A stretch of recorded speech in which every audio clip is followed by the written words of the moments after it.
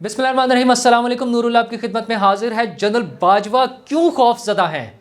क्या डर उन्हें खाए जा रहा है? क्यों परेशान हैं? क्यों उनकी हवाइयाँ उड़ी हुई हैं? वो वजाहतें देते फिर रहे हैं, इंटरव्यूज़ दे रहे हैं, अपने कारनामे याद दिला रहे हैं कि वो पाकिस्तान के लिए कितने पैसे लाए थे, कौन उनका रिश्तेदार है, कौन दोस्त है, कैसे कैसे दोस्त हैं, कब से दोस्त हैं, क्या कर रहे हैं, पाकिस्तान में रहेंगे, क्या करेंगे, घर कितना बड़ा है। ये सारी बातें उन्हें क्यों करनी पड़ रही हैं? और जनरल फैज़ के साथ उनका क्या झगड़ा है, क्या इख्तलाफात है, और अब वो किस नतीजे पर या किस स्टेज पर आ गए हैं वो इख्तलाफात, और वो मुस्तकबिल में क्या करने जा रहे हैं, ये सारी बातें मैं आपके साथ करूंगा। लेकिन उससे पहले आपको बता दूं कि कल कोर कमांडर्स कॉन्फ्रेंस थी जिसमें नवाज शरीफ की ख्वाहिश पर इमरान खान की गिरफ्तारी का फैसला हुआ है। खबर तो इसी तरह की, मैं अभी आपको बताता हूं उसकी डिटेल। लेकिन उस गिरफ्तारी से बचाने के लिए, इमरान खान को गिरफ्तारी से बचाने के लिए मैदान में आए हैं बिलावल भुट्टो जरदारी, और वो छक्के मार रहे हैं। क्या छक्के मार रहे हैं वो मैं बाद में आता हूँ। सबसे पहले इम्पॉर्टेंट चीज़ थी जनरल बाजवा साहब के इंटरव्यूज़। बाजवा साहब खौफजदा हैं, उन्हें डर लग रहा है कि उनके साथ कुछ गलत होने जा रहा है, कोई बड़ा काम होने जा रहा है। और वो बड़ा काम क्या हो सकता है, वो उनका जो खौफ है उससे नज़र आ रहा है। मतलब वो आर्मी चीफ थे इस मुल्क के, और यहाँ तो किसी छोटे से फ़ौजी ऑफिसर को कोई हाथ नहीं लगा सकता। आर्मी चीफ्स को तो किसने पूछना। जनरल जो थे असलम बेग साहब, उनके खिलाफ बाकायदा अदालत में केस किया, सब कुछ हुआ, कोई उन्हें हाथ नहीं लगा सकता। कियानी साहब के बारे में लोगों ने क्या क्या बातें की, कोई उन्हें पूछ नहीं सकता। तो जनरल बाजवा साहब क्यों इतने खौफज़दा हैं? अभी जुमा 8 दिन हुए हैं उन्हें रिटायर होकर घर गए हुए। अभी तो ताज़ा वो सल्यूट्स हैं, उनकी अलविदाई पार्टियाँ थी, सारी चीज़ें थी। तो क्या परेशानी है? सारी पार्टियाँ सिवाय इमरान खान साहब के उनको प्रोटेक्ट कर रही हैं, तो वो क्यों खौफज़दा हैं? उन्होंने इंटरव्यू दिया है जावेद चौधरी साहब को। जावेद चौधरी साहब माशाल्लाह बहुत ज़बरदस्त स्टोरी टेलर है, इतनी खूबसूरत स्टोरी बनाते हैं। लेकिन जनरल बाजवा साहब का इंटरव्यू उनकी मर्ज़ी के बगैर तो नहीं होगा, और जो कुछ उन्होंने छाप दिया वो भी उनकी मर्ज़ी के बगैर नहीं होगा। तो उसमें वो बता रहे हैं कि इमरान खान साहब के साथ उनके ताल्लुकात बड़े अच्छे थे, नवाज शरीफ साहब के साथ तो बहुत ही अच्छे थे, नवाज शरीफ साहब उनकी बड़ी इज्जत करते थे। तो भाई फिर निकाला क्यों था, किसने निकाला था, ये भी तो बताएं ना। और अच्छा, इमरान खान साहब के साथ ताल्लुकात बड़े अच्छे थे, उनकी काबीना के सिर्फ 2 लोगों की तारीफ़ कर रहे हैं बाजवा साहब। वो कौन है? हफीज़ शेख साहब और फ़िरोग नसीम साहब। तो किसको नहीं पता कि ये वज़ीर किसके थे? ये बाजवा साहब आपके दिए हुए तोहफे थे। हफीज़ शेख साहब और फ़िरोग नसीम साहब इमरान खान की पार्टी के लोग नहीं थे, ना उनकी पार्टी में शामिल थे। ये आपने दिए थे, आपने ठूंसे हुए थे उन पर।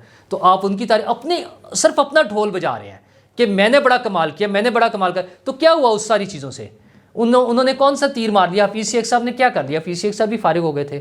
आपके दिए हुए जो एक हीरे थे, इमरान खान साहब ने भी वैसे बहुत सारे हीरे इकट्ठे किए हुए थे, वो तो अलग बात है कि वो सारे हीरे आपने इकट्ठे करके दिए थे।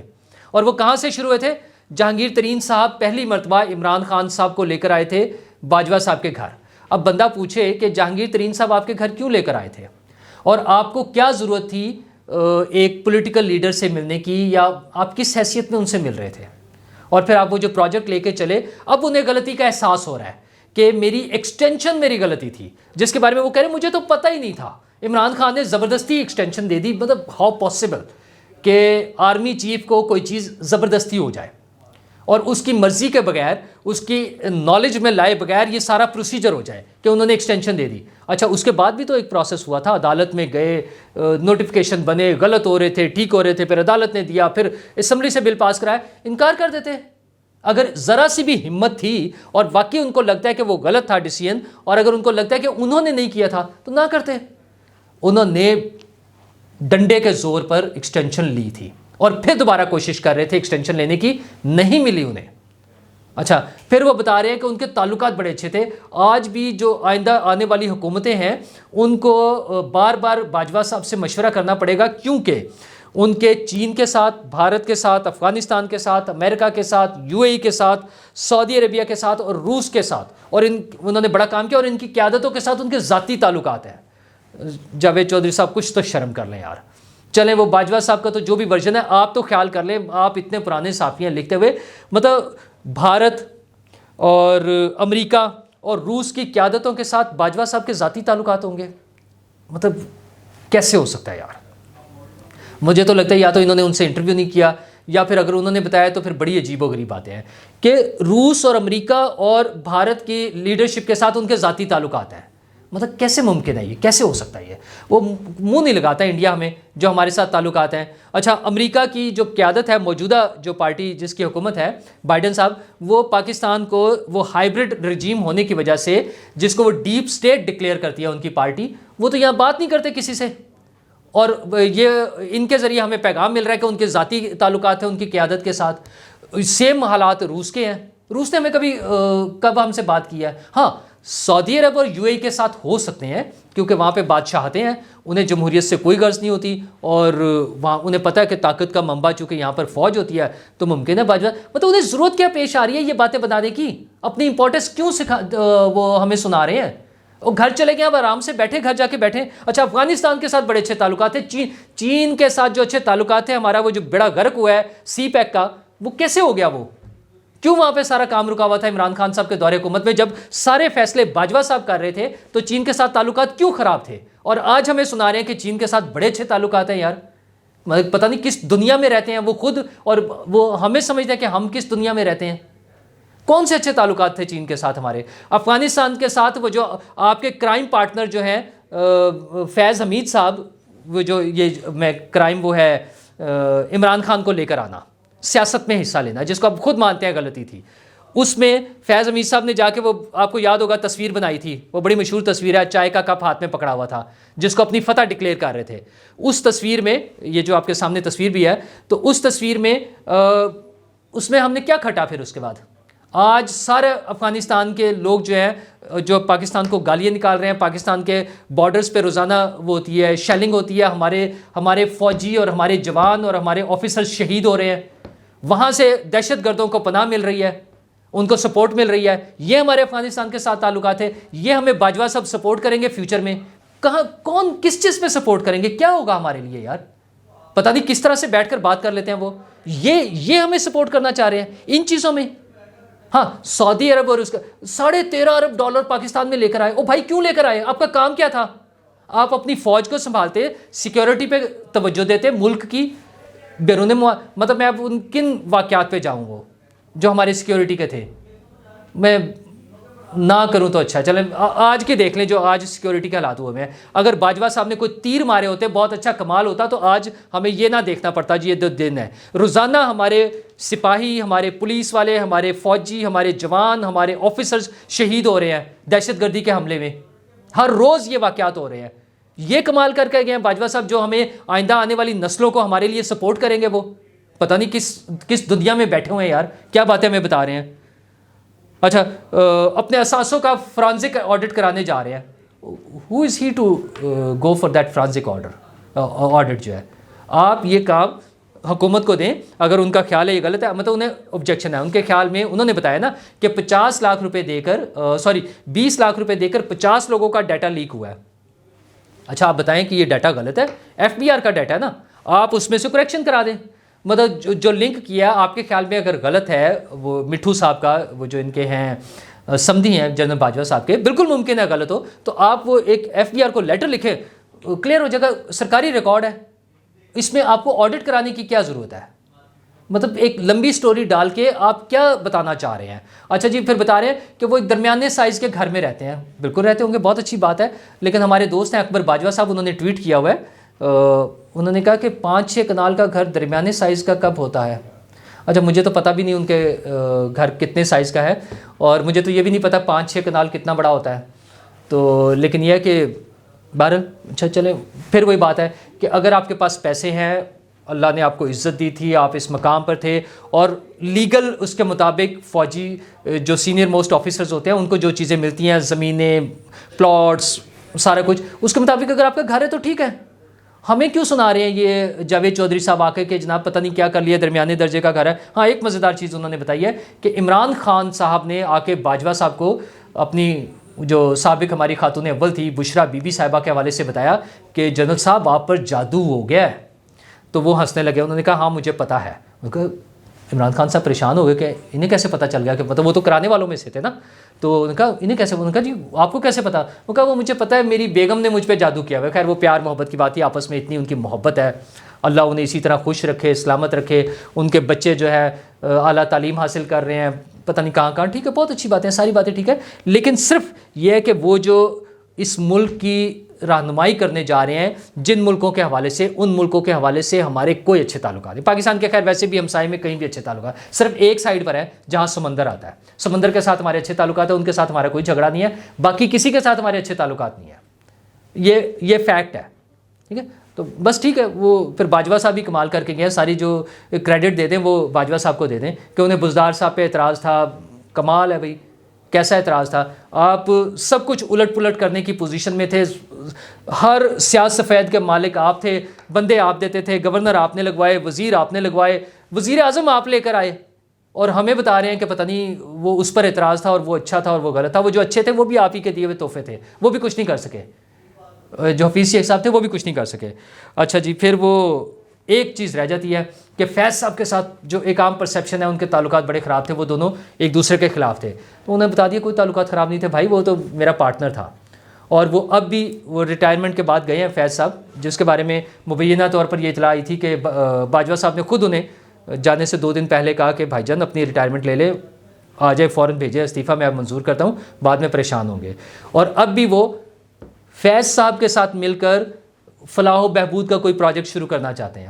اچھا, جتنی فلاح و بہبود انہوں نے پچھلے 6 سال میں خصوصاً جب وہ آرمی چیف رہے ہیں, جتنی انہوں نے فلاح و بہبود کا کام کیا پاکستان کا, یہ جو پروجیکٹ عمران خان لا کے اس ملک میں سیاسی حکومت بنا کے اور سارا کچھ کر کے, تو اسی طرح کا فلاح و بہبود کا پروجیکٹ پتہ نہیں کیا شروع کرنا چاہ رہے ہیں. اصل میں انہیں خوف یہ ہے کہ فیض حمید کے خلاف کوئی کارروائی نہ ہو جائے, اس لیے وہ فیض حمید کو بار بار بتا رہے ہیں کہ وہ میرے ساتھ ہیں, ہم اکٹھے ہیں, اور ہم اب نیا پارٹنرشپ کر کے نیا پروجیکٹ بھی اکٹھا شروع کرنا چاہ رہے ہیں. کیونکہ اگر فیض حمید پکڑے گئے کسی وجہ سے یا ان کے خلاف کوئی کارروائی ہوتی ہے تو پھر پتہ چلے گا نا کہ کون کون مل کے کر رہا تھا, کیا کر رہا تھا.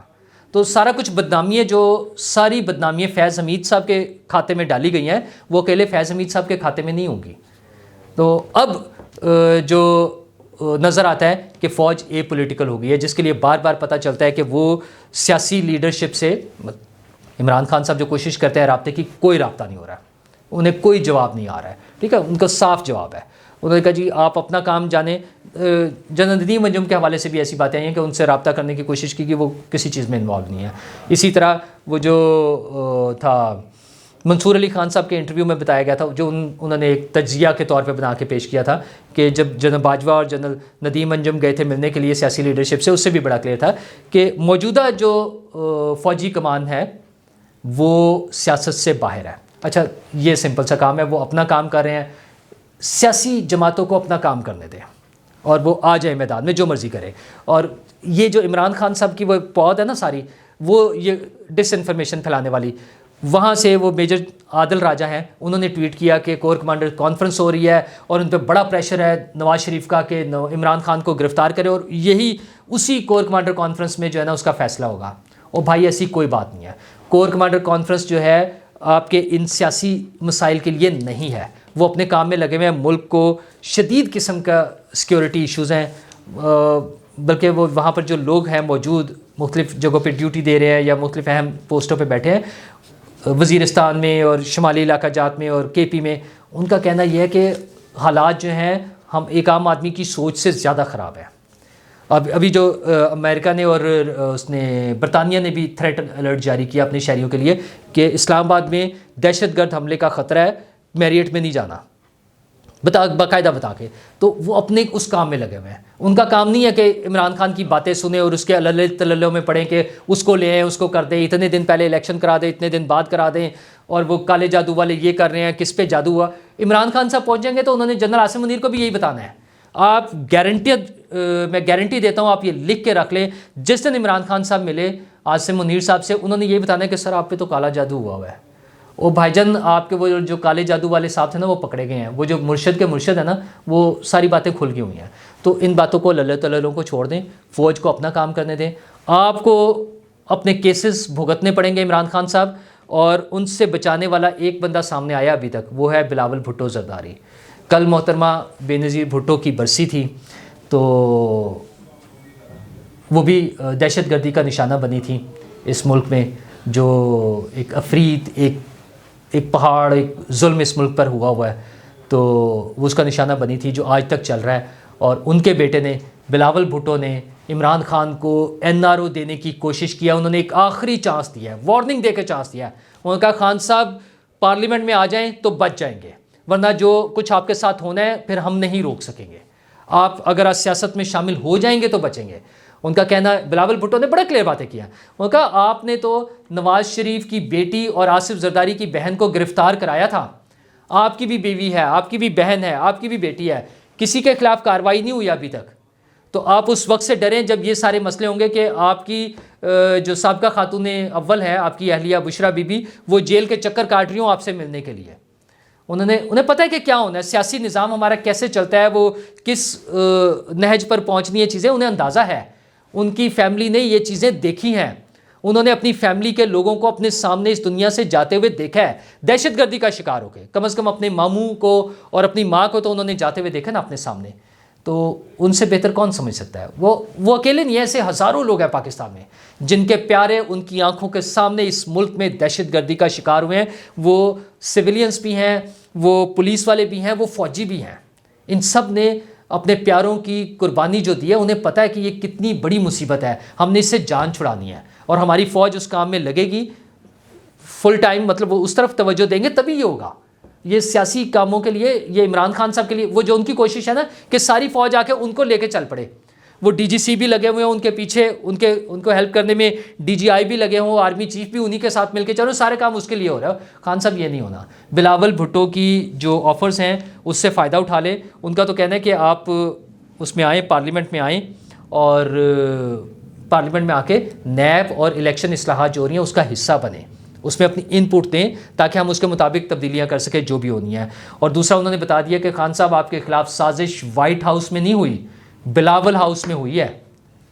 سیاسی جوڑ توڑ ہے نا، ہر سیاسی پارٹی کا رائٹ ہے کہ وہ دوسری پارٹیوں سے مل کے حکومت بنائی، جو انہوں نے کیا ایک پیور پولیٹیکل سسٹم تھا۔ جو انہوں نے کہا، وہ کہا پہلی دفعہ کسی وزیر اعظم کو عدم اعتماد کے ذریعے ایک قانونی، آئینی، سیاسی طریقہ کار کے مطابق بھیجا گیا، فوج کے ذریعے نہیں بھیجا، عدالت کے ذریعے نہیں بھیجا، پیورلی ایک پولیٹیکل، آئینی اور قانونی طریقہ اپنایا۔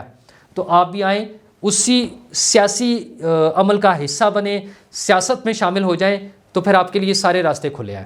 اور اگر آپ اس طرح گھر بیٹھیں گے تو پھر آپ جیل میں ہوں گے، اور آپ کے فیملی کے لوگ، آپ کی اہلیہ محترمہ یہ جیلوں کے چکر لگا رہے ہوں گے، اور وہ انتقام کا نشانہ نہیں بنانا چاہتے۔ انہوں نے بہت بھگتا ہے، وہ یہ ان کی میچورٹی ہے، یہ خوبصورتی ہے۔ وہ جو بے نظیر بھٹو کہتی تھی نا، democracy is the best revenge, تو انہوں نے وہ دیکھ لیا ہوا ہے۔ اب وہ یہ چاہ رہے ہیں کہ آپ ان چیزوں سے نکلیں اور سیاسی دھارے میں آئیں، سیاسی عمل کا حصہ بنیں، سیاست کریں۔ یہ جو فوجیوں کو ملانے کی کوشش جو آپ کر رہے ہیں کہ اسٹیبلشمنٹ میرے ساتھ آ جائے اور میں کوئی غیر ملکی سازش کا بیانیہ بنا لوں، نفرت پھیلاؤں، لوگوں میں لڑاؤں اور ہنگامہ آرائی کروں، اس کو چھوڑ دیں، سیاست کریں۔ بلاول بھٹو نے بہت اچھے مشورے دیے ہیں، وارننگ بھی ہے کہ آخری چانس ہے، موقع ہے، آ جائیں اور اس کے مطابق آ جائیں، سیاسی عمل کا حصہ بنیں۔ حکومت کو بھی چاہیے کہ جو مسائل ہیں ان کی طرف توجہ دے، عوام کے مسائل کی طرف، سیاسی مسائل نہیں۔ یہ سیاسی مسائل ہیں، حکومت کو عوام کے توجہ دینی پڑے گی۔ آٹے کی قیمت، بجلی کی قیمت، گیس کی قیمت اور خوراک کے جو ذخائر کے حوالے سے ہے، پیداوار کے حوالے سے، اس پہ توجہ دینے کی ضرورت ہے، ورنہ آنے والا وقت بہت مشکل ہے، لوگوں کے لیے زندگی اجیرن ہو جائے گی۔ سوچیں کہ آپ نے کیا کرنا ہے۔ شکریہ۔